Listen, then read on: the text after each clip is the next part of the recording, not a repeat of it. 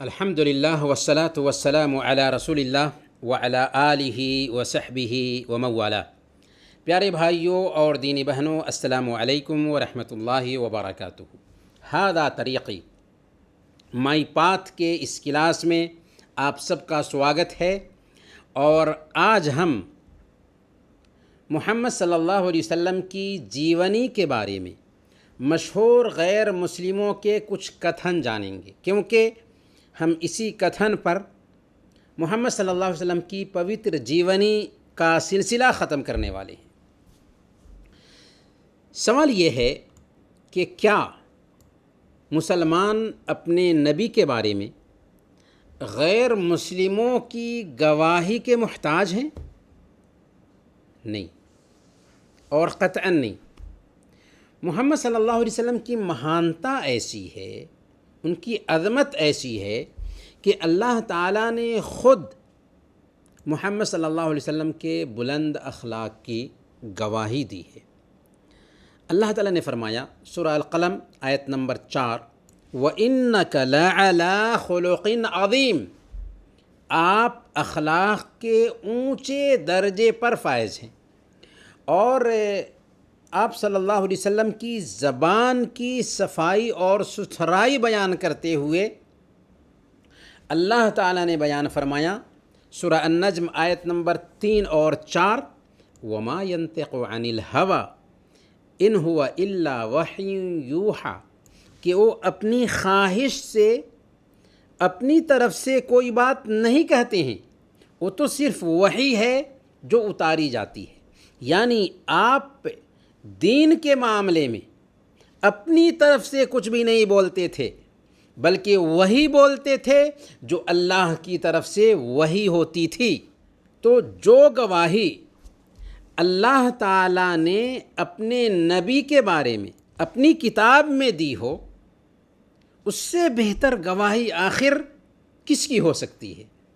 لیکن یہاں پر ہم محمد صلی اللہ علیہ وسلم کے بارے میں چند غیر مسلم ودوانوں کے کتھن بیان کرنے والے ہیں، تاکہ اس کے ذریعہ آپ کو اندازہ لگے گا کہ محمد صلی اللہ علیہ وسلم کی مہانتا کیا تھی۔ وہ نبی جنہیں اللہ تعالیٰ نے انسانوں کے لیے گفٹ کے طور پر، تحفہ کے طور پر اس دھرتی پر بھیجا تھا، ان کی مہانتا کیا تھی۔ تو آئیے ہم کچھ غیر مسلموں کے کتھن جانتے ہیں۔ سب سے پہلا قول مائیکل ایچ ہارٹ، انہوں نے ایک کتاب لکھی تھی دی 100، 1978 میں یہ کتاب چھپی۔ اس کتاب میں انہوں نے دنیا پر اثر ڈالنے والی 100 شخصیات کی زندگی جمع کی ہے، اور اس کتاب کے پیج نمبر 33 میں مائیکل ایچ ہارٹ لکھتا ہے، دنیا کے سب سے پربھاوشالی ویکتیوں کی سوچی کا نیترتو کرنے کے لیے میرا محمد صلی اللہ علیہ وسلم کو چوائس کرنا، محمد صلی اللہ علیہ وسلم کا چین کرنا کچھ پاٹھکوں کو آشچرچکت کر سکتا ہے، اور دوسروں دوارا سوال و جواب اس بارے میں کیا جا سکتا ہے، لیکن اتہاس میں صرف وہی ایک انسان ہیں جو دھارمک اور سانسارک دونوں استروں پر پورے طور پر سفل رہے ہیں، کامیاب رہے ہیں۔ یہ بات کون کہتا ہے؟ یہ بات مائیکل ایچ ہارٹ کہتا ہے، اور عیسائی ہونے کے باوجود سب سے پہلے نمبر پر محمد صلی اللہ علیہ وسلم کو اس سوچی میں رکھتا ہے، اور دنیا کا پہلا ہیرو، پہلے نمبر کا ہیرو محمد صلی اللہ علیہ وسلم کو ثابت کرنے کی کوشش کرتا ہے۔ ہندوستانی اتہاس میں سب سے بڑے روحانی، آدھیاتمک اور سیاسی لیڈر مہاتما گاندھی ہیں۔ وہ ینگ انڈیا میں کہتے ہیں، میں اس ویکتی کے بارے میں سب سے اچھا جاننا چاہتا تھا جو لاکھوں انسانوں کے دلوں پر آج بھی بغیر کسی اختلاف کے اثر رکھتا ہے۔ میں اس بات سے پورے طور پر مطمئن ہو گیا، سنتشٹ ہو گیا کہ وہ تلوار نہیں تھی جس نے دلوں میں ان دنوں اسلام کے لیے جگہ بنائی تھی۔ یہ کٹھور سادگی، پیغمبر کا پرن تیاگ، ان کی پرتگیا کے پرتی نشٹھا، ان کی دوستوں اور انویائیوں کے پرتی گہن بھکتی، ان کی نربھیتا، ان کی نڈرتا، ایشور اور اپنے سویم کے لکش میں ان کا پورن وشواس تھا۔ یہ تلوار نہیں تھی جس سے وہ آگے بڑھے اور ہر بادھا کو پار کیا۔ جب میں نے پیغمبر کی جیونی کا دوسرا کھنڈ ختم کیا تو مجھے دکھ ہوا کہ میرے پاس ان کے مہان جیون کے بارے میں پڑھنے کے لیے اور ادھیک نہیں تھا۔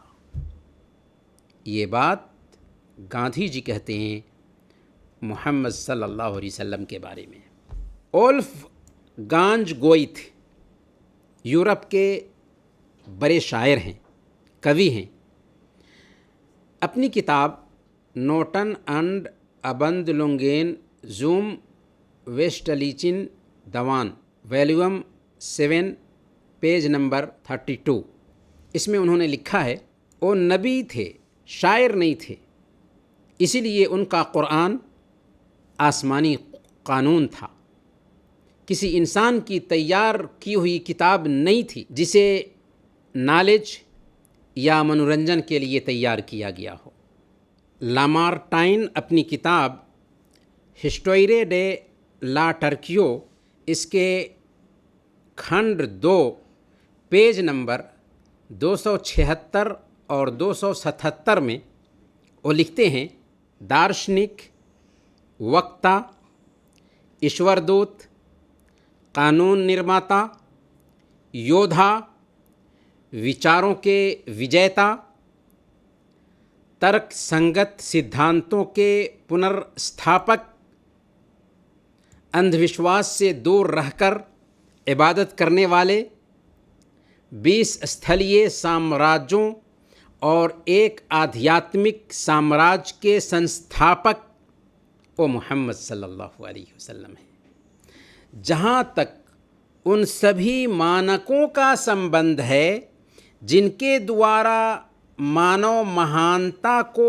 ماپا جا سکتا ہے، ہم بھلی بھانتی پوچھ سکتے ہیں کہ کیا ان سے بھی بڑا کوئی انسان ہے؟ سبحان اللہ۔ انڈیا کے پروفیسر راما کرشنا راؤ جو ہندو تھے، انہوں نے ایک کتاب لکھی محمد صلی اللہ علیہ وسلم اسلام کے پیغمبر۔ اس میں وہ لکھتے ہیں یہاں محمد صلی اللہ علیہ وسلم ایک پیغمبر ہیں، یہاں محمد ایک یودھا ہیں، ویوسائی محمد، راجنیتا محمد، وکتا محمد، سدھارک محمد، اناتھوں کے لیے شرن محمد، غلاموں کے لیے رکچھک محمد، مہیلاؤں کے مکتی داتا محمد، نیایادھیش محمد، سنت محمد۔ ان سبھی شاندار بھومکاؤں میں مانویہ گتی ویدھیوں کے ان سبھی وبھاگوں میں وہ ایک نائک کے سمان ہیں، وہ ایک نائک کے سمان ہیں۔ اور آخری قول پر ہم اپنی بات ختم کریں گے۔ پادری آربوس ارتھ اسمیتھ اپنی کتاب محمد اینڈ محمدازم، یہ کتاب 1946 میں چھپی تھی، اس میں وہ لکھتے ہیں وہ حکومت کے ہیڈ تھے اور چرچ کے بھی ہیڈ تھے۔ چونکہ وہ عیسائی تھے اس لیے چرچ کی بات کرتے ہیں کہ وہ چرچ کے بھی ہیڈ تھے، ایک ہی وقت میں حاکم بھی تھے اور پوپ بھی تھے۔ پوپ بنا مانگ کے تھے اور حاکم بنا سینا کے تھے۔ ان کے پاس کوئی استھائی سینا نہیں تھی، کوئی محافظ یعنی انگ رکشک نہیں تھا، کوئی محل نہیں تھا اور نہ ہی کوئی مستقل آمدنی تھی۔ اور اگر کسی کو یہ کہنے کا حق ہے کہ وہ ایشوریہ آدیش سے حکومت کر رہا تھا تو وہ محمد صلی اللہ علیہ وسلم ہیں۔ ان کے پاس سادھن کے بنا اور سمرتھن کے طریقوں کے بغیر طاقت تھی، سادھن کے بنا اور سمرتھن کے طریقوں کے بغیر طاقت تھی۔ انہیں شکتی پردرشن کی کوئی پرواہ نہیں تھی۔ ان کے نجی جیون کی سادگی ان کے ساروجنک جیون سے میل کھاتی تھی۔ پیارے بھائیوں، ایسے ہزاروں غیر مسلموں نے محمد صلی اللہ علیہ وسلم کی پوتر جیونی کی سراہنا کی ہے، محمد صلی اللہ علیہ وسلم کی پوتر جیونی کی تعریف کی ہے، اور کیوں نہ کریں کہ محمد صلی اللہ علیہ وسلم کا حق تھا کہ ان کی تعریف کی جائے۔ اور سچائی بھی یہی ہے کہ جن لوگوں نے بھی محمد صلی اللہ علیہ وسلم کی زندگی کا اسٹڈی کیا کھلے من سے، وہ محمد صلی اللہ علیہ وسلم کی مہانتا کو ماننے پر مجبور ہوئے۔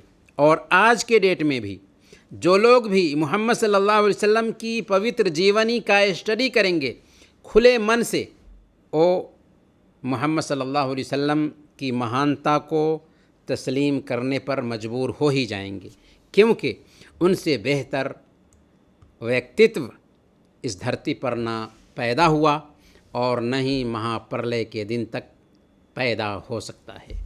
انہی کچھ باتوں کے ساتھ آج ہم اپنا درس ختم کرتے ہیں۔